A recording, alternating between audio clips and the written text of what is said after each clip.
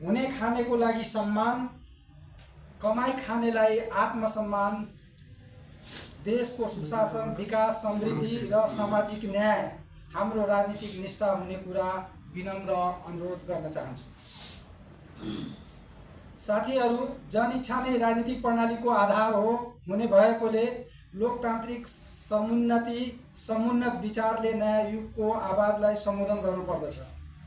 भन्दै गर्दा जनविद्रोहमा परि ज्यान गुमाएका वीर सपुत प्रति श्रद्धासुमन व्यक्त गर्दै परिवारजनप्रति सहानुभूति राख्दछु।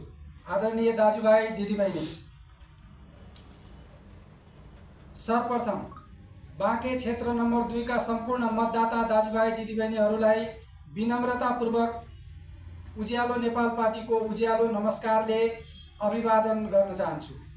उज्यालो नेपाल पार्टीको पूर्व मन्त्री कुलमान घिसिङज्यूको पार्टीबाट उम्मेदवार हुने मौका जुरेको छ।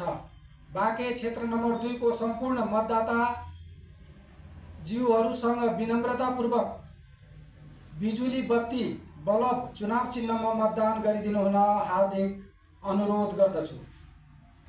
हाम्रो पार्टीको घोषणापत्रका 8वटा आयामहरू छन्।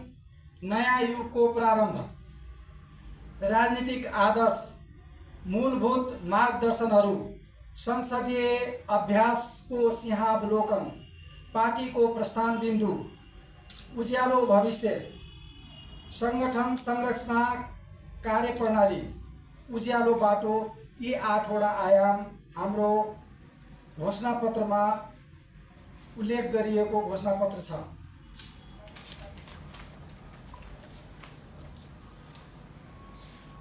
पत्रकार सम्मेलन गर्दै गर्दा मैले भन्नै पर्ने हुन्छ, उज्यालो नेपाल पार्टीको अध्यक्ष पूर्व मन्त्री कुलमान घिसिङज्यू जनजाति आदिवासी रहनु भएको हुँदा मेरो जनमतको आधार पनि उहाँहरू विशेष गरी हुनुहुन्छ। म मधेसी समुदायको हुँ।